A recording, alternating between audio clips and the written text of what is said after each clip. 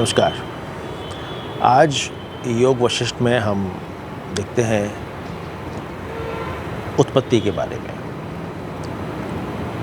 ये क्रिएशन, ये उत्पत्ति कैसे हुई।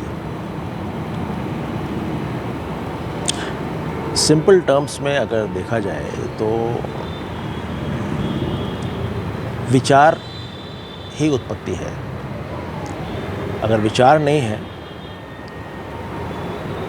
तो कोई उत्पत्ति भी नहीं है। प्रलय के बाद में जब सब कुछ जो भी किसी प्रकार का भी प्रकार, विकार, आकार जो भी था, सब उस असीम चेतना में समाहित हो गया और उसके फलस्वरूप सिर्फ और सिर्फ वो असीम चेतना ही थी।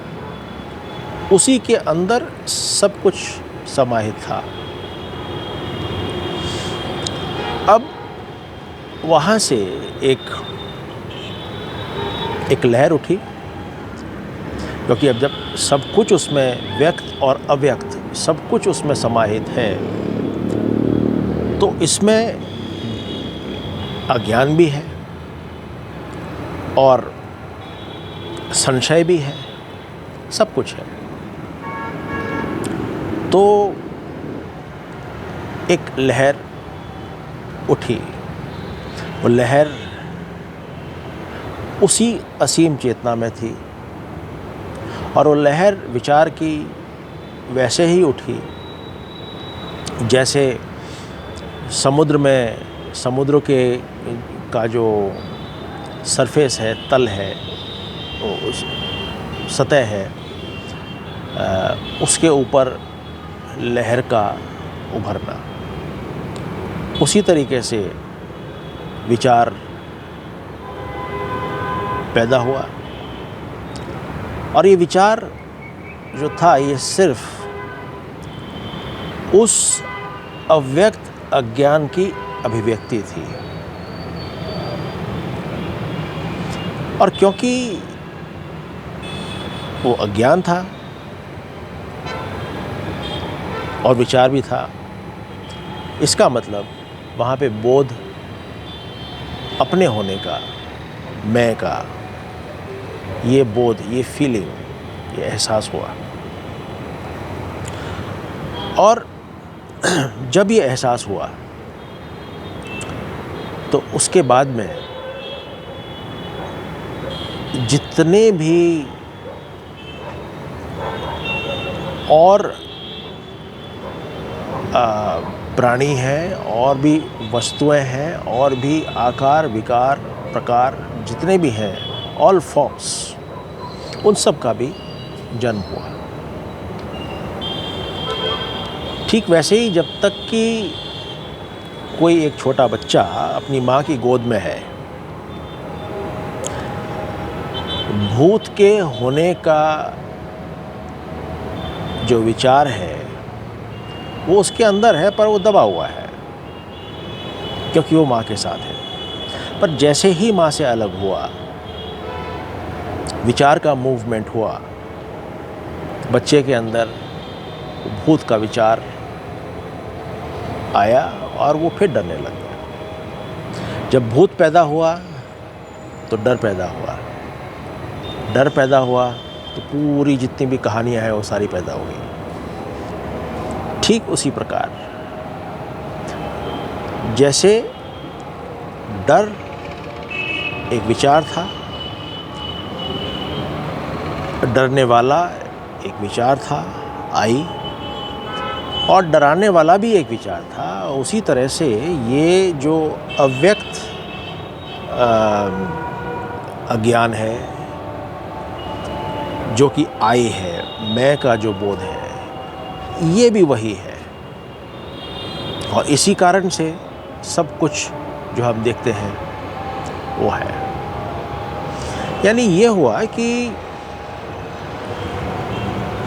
जो भी हम संसार देख रहे हैं ये एक विचारों का मूवमेंट है। विचार का मूवमेंट नहीं होगा तो कुछ भी नहीं होगा। और विचारों का मूवमेंट ना होना ही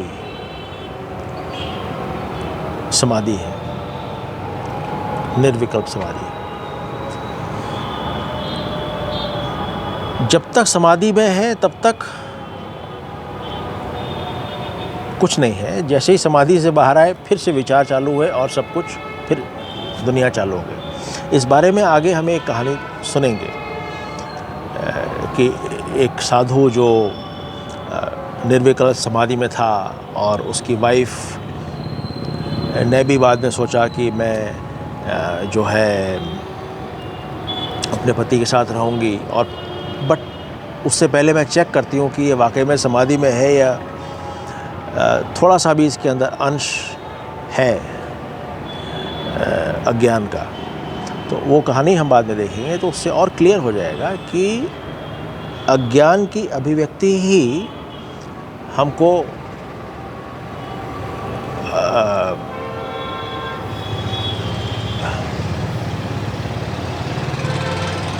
अज्ञान की अभिव्यक्ति ही हमको ये सब कुछ का एहसास कराती है।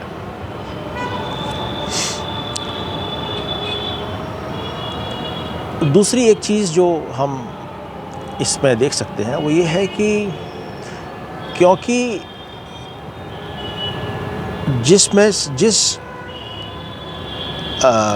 असीम चेतना से ये अज्ञान उठा, अज्ञान की लहर उठी, और उस कारण से ये सब कुछ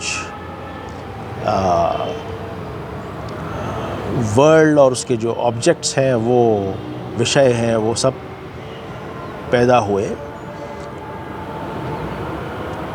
तो उनका भी नेचर वही है जो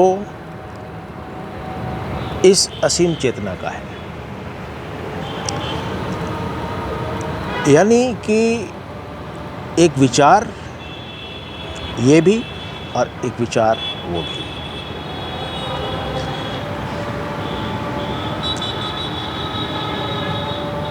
एक अनमैनिफेस्ट कॉन्शियसनेस वो भी, और वही आत्मा भी। असीम चेतना और सीमित चेतना या आत्मा एक ही चीज़ है, एक ही चीज़ के बने हुए हैं। जैसे सोने का जो एक लंप ऑफ गोल्ड है, उसमें से हम कोई सोने का ऑर्नामेंट बनाते हैं, तो ऑर्नामेंट और जिसके अंदर से ऑर्नामेंट बना है, उन दोनों का नेचर और कंटेंट एक ही है।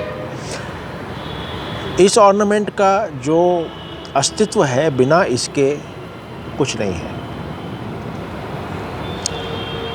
तो ये आज की तारीख में जो हमने बात की है वो बहुत ही बुनियादी विषयों पे की है।